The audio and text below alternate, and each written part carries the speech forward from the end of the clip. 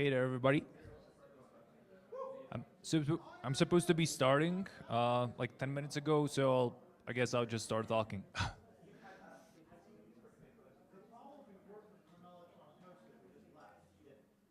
Yeah, so thanks. So everybody, my name is Josef. I guess it's kind of coincidental. This was like a pretty last-minute submission as well, but kind of excited to be following up on Harry here on a true cypherpunk here. My talk has the topic of cypherpunk's not dead, and yeah, I'll just mumble around like a couple ideologies and kind of want to talk about I guess like the realities, the concepts versus the practice, and the ideologies versus the people who kind of are behind those ideologies, I guess publicly. So just a quick too long didn't read where I come from. The reason why I'm sharing this is to make sure that I'm not misunderstood in a sense of criticizing certain like ideologies or people. I still consider myself to be kind of like overlapping with a whole bunch of the ideas there. But I also just want to and enjoy kind of doing these like kind of critical views on different things that I'm even part of. So please take everything that I say with a little grain of salt. I would say that I have cypherpunk roots. I grew up on various forums as a teenager, pirated a bunch of software. The thing that got me into crypto was Silk Road. The thing that got me into Bitcoin was Silk Road. And it wasn't any ideological need. It was more of like a actual need to get this like magic internet money to just get acid from Silk Road. And I didn't care about any of the ideals. It was like pure mean to get something. It was like early, like 2021, not 2021, 2011, as a college student. And I didn't really care about, decentralization. I didn't care about like sound money, whatever, like deflation, monetary policies, none of that. And it was it good? It's glitching a bit.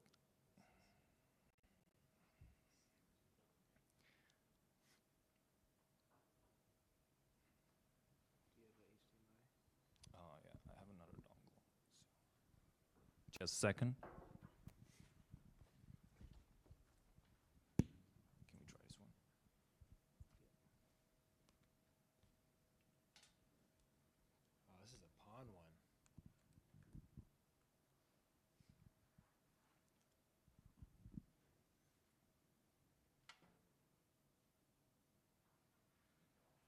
Back, yeah.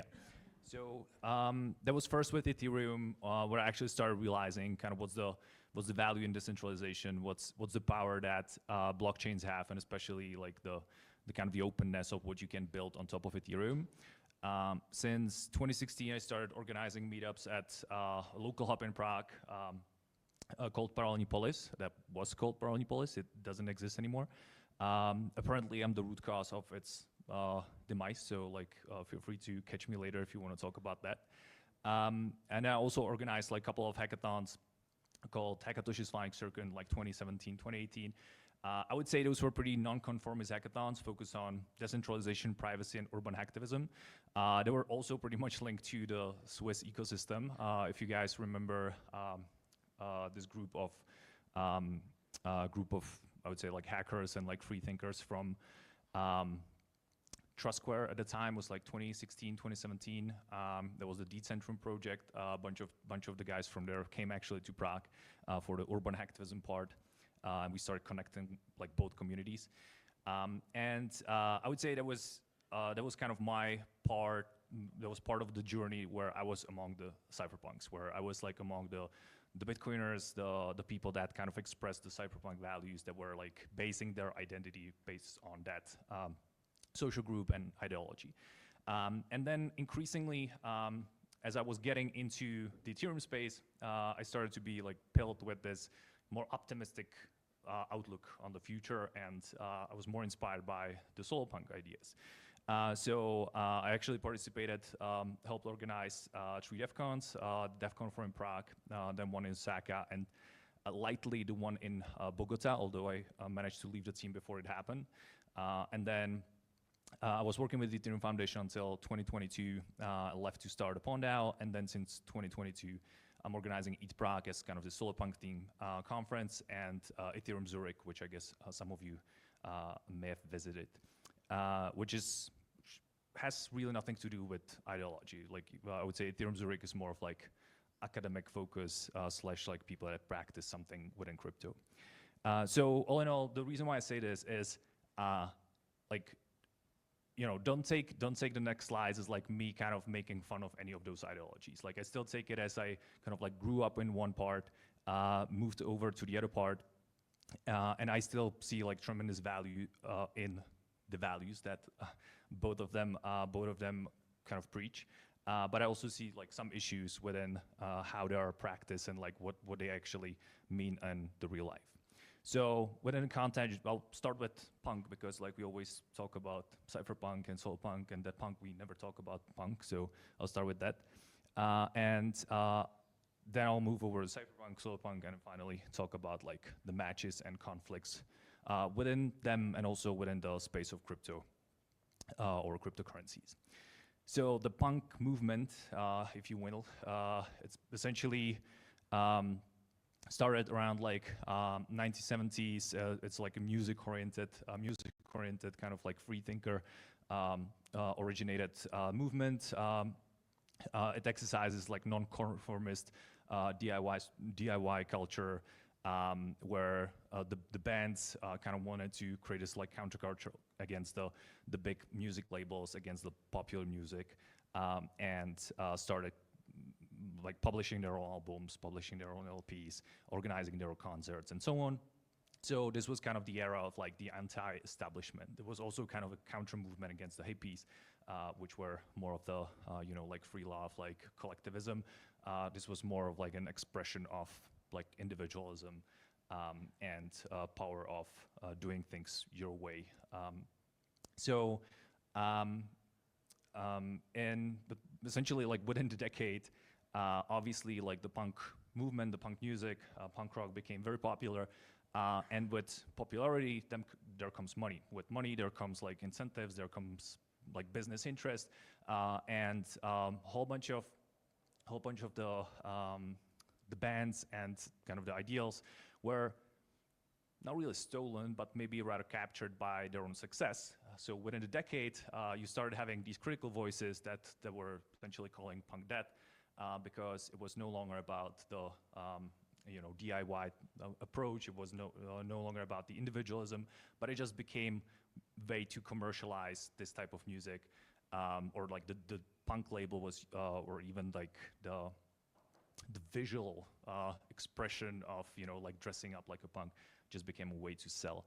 And I would say there's actually like, there are a lot of similarities to what we are seeing now in crypto and what we saw as well in the like the cypherpunk, and what I'm sure we are going to see in the solarpunk movement to some extent as well. So funnily, in 1981, the album Punk's Not Dead was published by the Scottish band The Exploited, which actually was again like very popular, made a lot of money, but that was kind of the time when this clash started with like, okay, there is this like grassroots punk movement versus this like capitalist capture. Coincidentally, or maybe not, in the 80s, the cypherpunk movement started as well. So these three gentlemen, Timothy C. May, Eric Hughes, and Joe Gilmore started the cypherpunk ideology, if you will, kind of gradually across the entire decade by simply like meeting and talking about the value set and like writing down manifestos.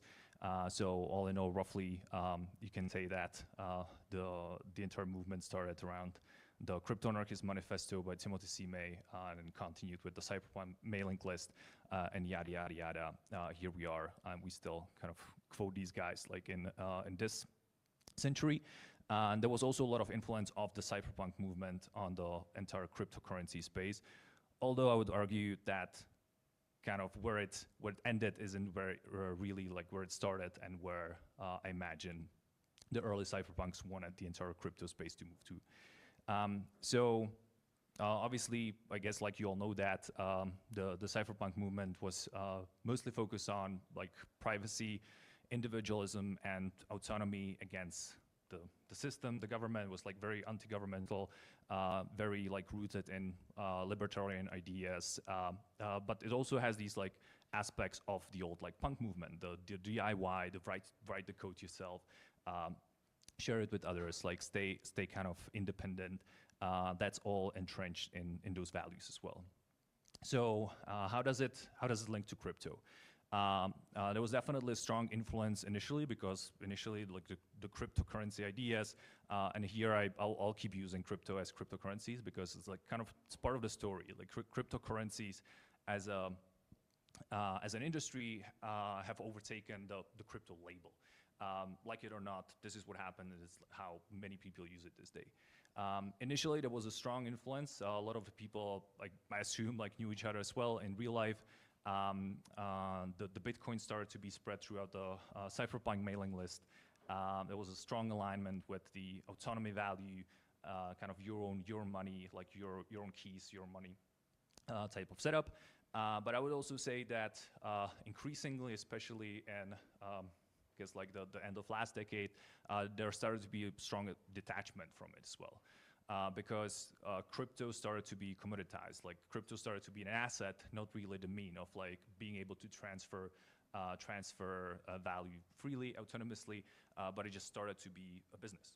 And I would say that's like a very similar story to what happened to the musical punk movement, because again, like if you actually created something that becomes popular, there will inevitably be this capture of value from certain parties. And I'm not necessarily saying this is evil. That's like pretty much, I would say, like human nature. But I'm also sure that can make, especially the people who were kind of part of the grassroots movement, very, very unhappy. So the times have changed. There is one phrase that I actually used in a different presentation. I would actually say the cypherpunks, the original cypherpunks, have lost. The original group, in my opinion, have lost the fight within their own generation. So the movement started in the 80s. A lot of the people that could have been influenced like immediately by that movement are now the same people that work in many corporates, many governments, as policymakers, as people that actually have a say in how these technologies are used. And we are where we are. So I would say that there was not really an influence on the generation where the cypherpunk movement had started.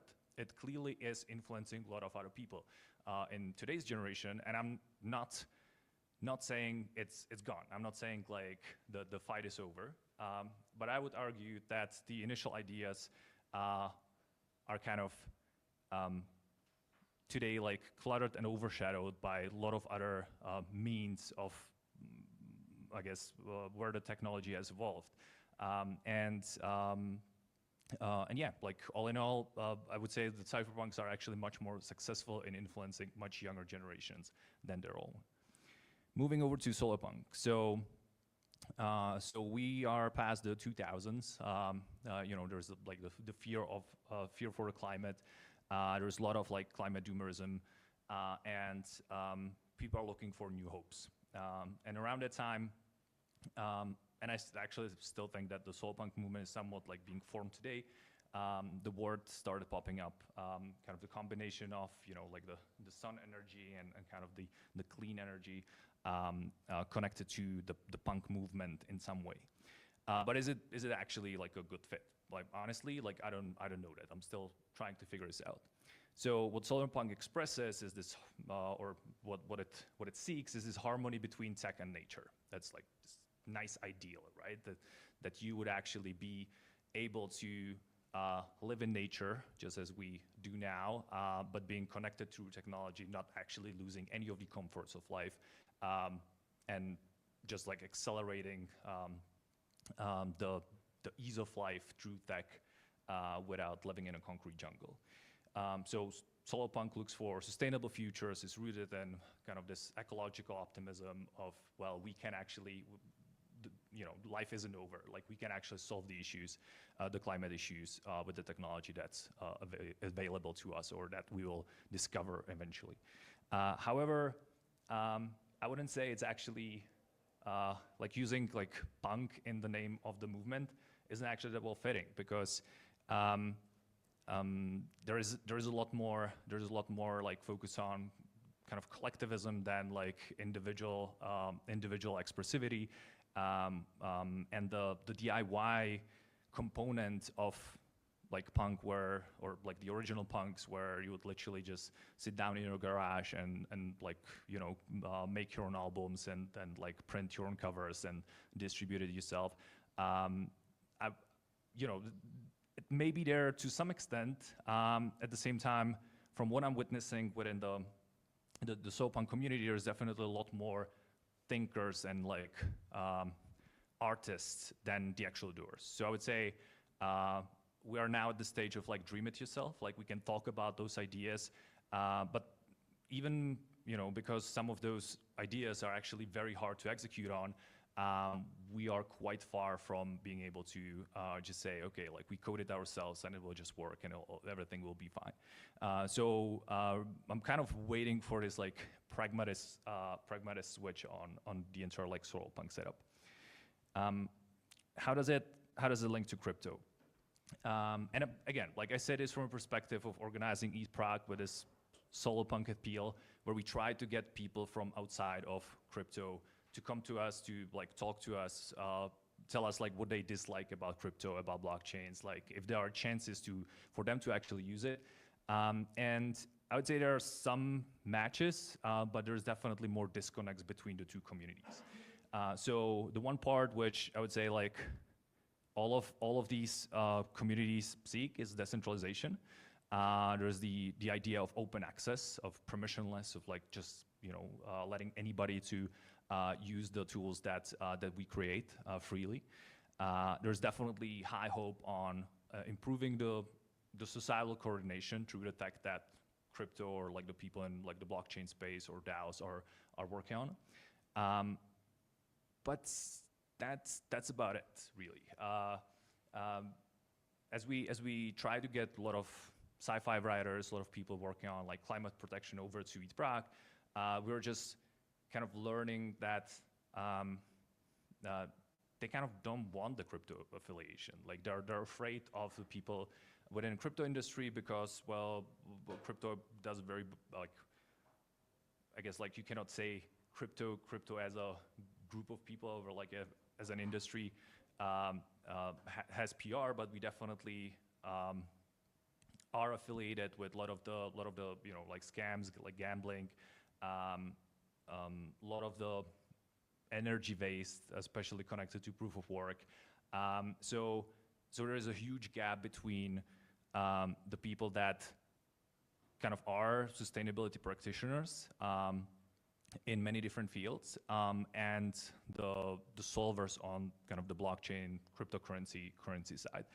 So we kept being rejected from a lot of these like artist types and people that you would like directly affiliate with the Solarpunk movement, based on their criticism of like us as a ecosystem, as a community.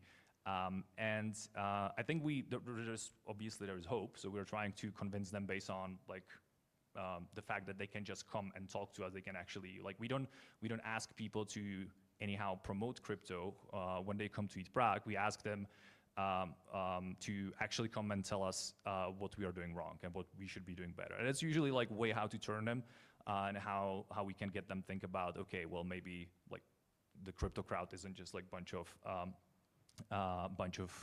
people building a casino, burning rainforests while they're on it, but we can actually talk to them and kind of influence them. But I would still say the gap there is quite huge. Okay, that was 15 minutes. So a reality check. I started within the Cypherpunk community, and as I spend more time among kind of the hardcore folks, I don't consider myself to be like directly affiliated with like either of these. I'm just like a free floater trying to learn from like many different people.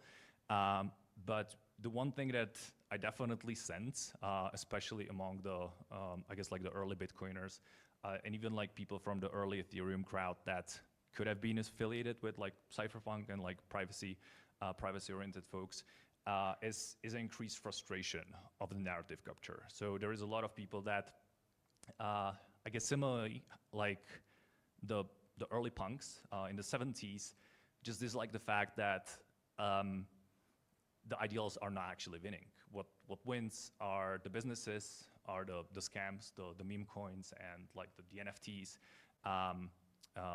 all of the different currencies, but not the original ideas.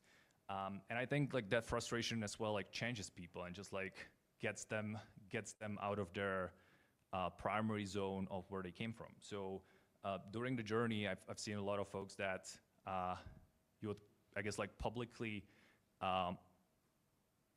affiliate with one or the other, to not switch sides, but just like completely lose like any ideology. And that's kind of worry that I have currently, is that we might start like losing some of these heroes just basically because there'll be more of the, I guess, commercial capture. And again, like, I don't actually think the commercial capture is a bad thing. It's like, it's to be expected.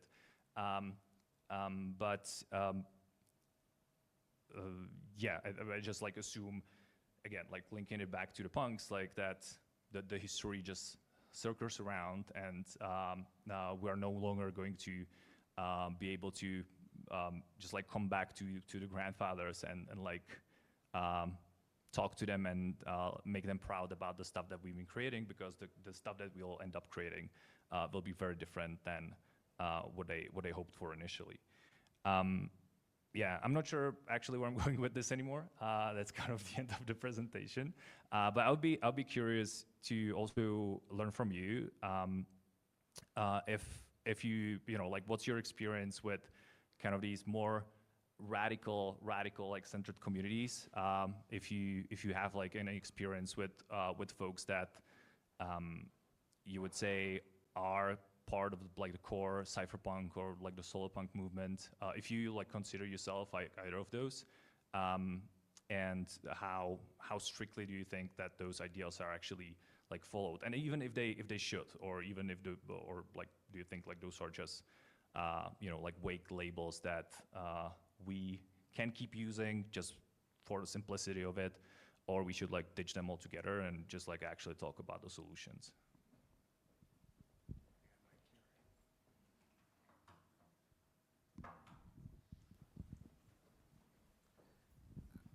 Hi, thanks for the presentation.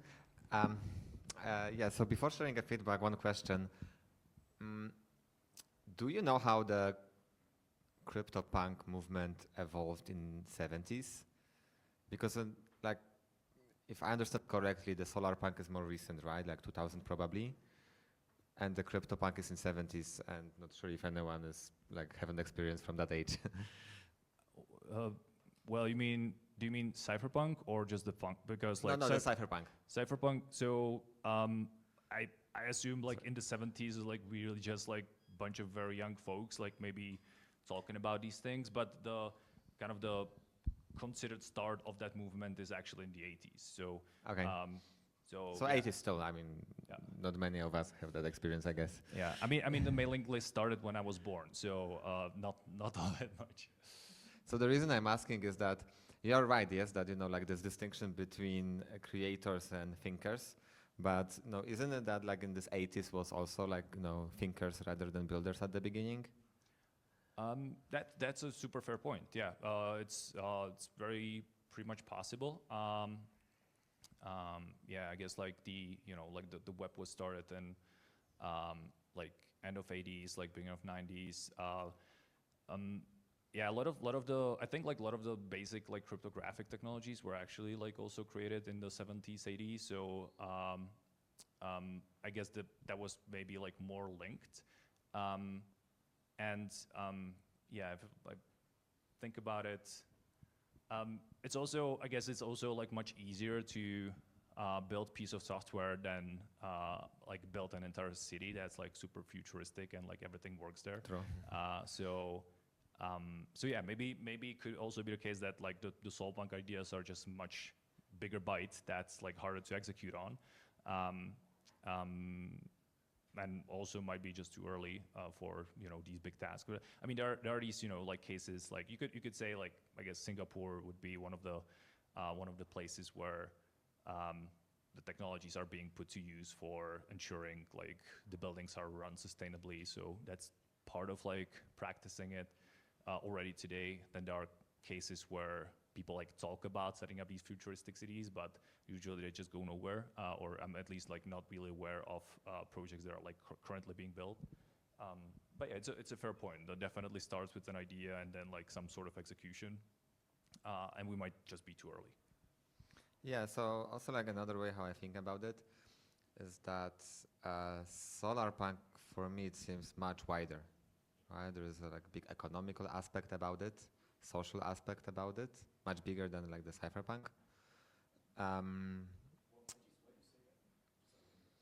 Yeah, so like on the Cypherpunk, the way how I think about it is really like, all these techniques, right? By Solarpunk really covers the way how we live, right? Like how we produce the energy, how we consume, how we interact, or even how we talk, right? Like what's the mindset here, right?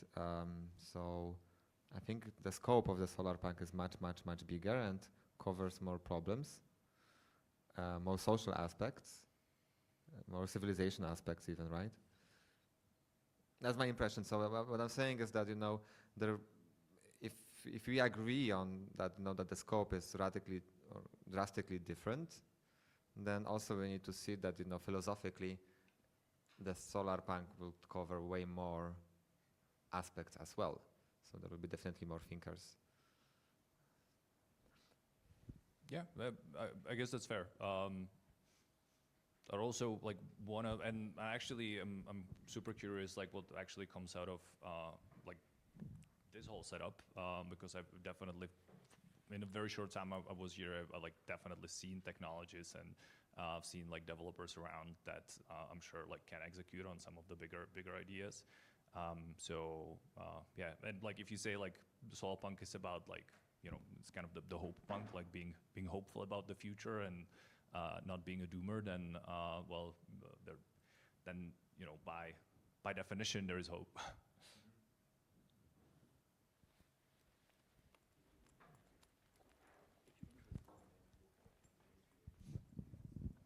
Thank you for doing this talk. You might know that our thesis with Zuitzerland is kind of putting the juxtaposition of cypherpunk and solarpunk together, and the hypothesis being that Switzerland as a country has developed like a social technology over hundreds of years where they've kind of done a particularly good job of balancing the individual with the collective, and integrating the needs so that the individual's freedoms and rights are protected, things like privacy, but at the same time they're particularly good at coordinating so that they create a like overall optimistic social thriving. And it's really cool to see this kind of analysis, and it challenges some of our ideas, but it's also kind of, from my perspective, good in a way, because it's like what we are saying is, yeah, things haven't maybe gelled so well in the past, but to this point, Solarpunk for me is also just about, I would identify as Solarpunk in the sense that I want to be optimistic, because if we're not optimistic, what else is there? Then we're just suffering until the doom happens, so that sucks too. And technology is good, so let's embrace that. But yeah, let's also do the cypherpunk. Let's be defensive. Let's protect individual rights and freedoms. Let's protect privacy. Let's protect ourselves from attack from forces that may not have the best interests at heart. And so, yeah, it's a really interesting analysis, and I'm very curious to hear what you think of sort of putting those two together as a thesis. So probably wasn't obvious, but actually, like at this stage of the punk movement, you know, you could kind of say it ended. Like, well, this is kind of the last hope of like saying, well, it's not that well. Then you kind of reassure yourself that the movement that, you know, was kind of pure early on is not that, but like at this stage where like these types of statements had to be made, it pretty much got commercialized and pretty much like lost its initial appeal. And I guess like part of my conclusion as well, kind of seeing how some, not all, of the folks have like moved on from being kind of the early cypherpunk promoters. And again, like I don't want to name anyone, but I definitely think there was this like stage where they gave up and they just like moved on, and like at some stages it just became like part of their identity and a meme, so they keep preaching it, but they don't actually practice any of that anymore. And like I've heard like pretty contradicting things to be like that were said by the folks that, you know, I thought were like really hardcore, but you increasingly can see just, you know, it just at some stage it just like became a meme, and the idealism is there no more. Yeah, maybe I would like to that point, like I would maybe say like maybe we don't need like the cypherpunk part. I mean, from a perspective of the ideology, like we need the tech, like we don't need, you know, the philosophy behind it to a large extent. Like if you actually like keep the good parts of the tech that was like created and seeded, and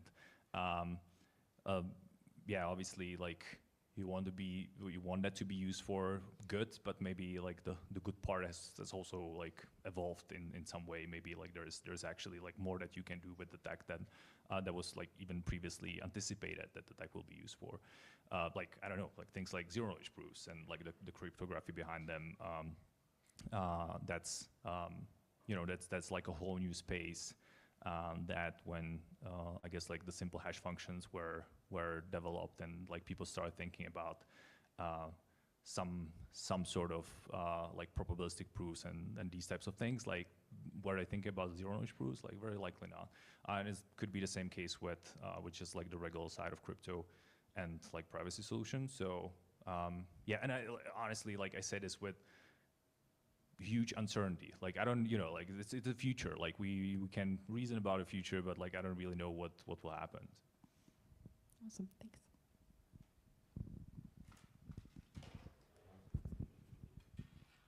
Just really quickly, so the cypherpunks, and forgive me for having to step out for about 10 minutes while you were giving a presentation, but the cypherpunks themselves were almost a ridiculously mixed bag ideologically. They were at loggerheads with one another, they contradicted one another, they thought they were dreadful. You remember very well, you know, Phil Zimmerman took enormous risks to bring us sort of PGP. And the only regret he ever voiced about having created it was in response to Jim Bell, when Jim Bell had the, you know, the assassination politics 10-part essay, hilarious if nobody's read it. But I have never really thought about the cypherpunks as being anything other than what you've just said, which is about the code and about the tech, which is, as far as I can tell, like a really cypherpunk thing to say. The renunciation of the ideology, which is diverse and contradictory and a bit of a mess, but the commitment to tech being something that we can use and assert ourselves by, because mathematically, technologically, it's really yielding, I think, to the sorts of ambitions that the cypherpunks have. So, you know, you don't have to be a flag-carrying cypherpunk, but to voice that ultimately it doesn't matter, the tech is most important, sort of is Cypherpunk 101, and it's the thing that undercuts or runs through, I think, all of the disparate views that were held by the crypto anarchists or anybody else. So it's curious. I wonder whether optimism versus pessimism really is the right distinction at all, because there's nothing, for me at least, more optimistic than the cypherpunk's position that, okay, the world is crap, people are out to get us, blah-de-blah, but maths is good, and we can cope. Yeah, I think you wrapped it pretty nicely. And like honestly, like part of like my, I guess like moving on from like the cypherpunk affiliation could be just like as well kind of as a result of many of the conflicts that I had within that community. So So yeah, well, like ultimately, you know, you have like ideologies, you have people, and then you have the output that luckily is the code that and the tech part that can live on. So so yeah, and then like, does it need the Cypherpunk label? Like, very likely not. Yeah, but you can use it if you want, right? Awesome. Thanks a lot. I actually have to apologize. I have a call that's starting right now, so I have to jump.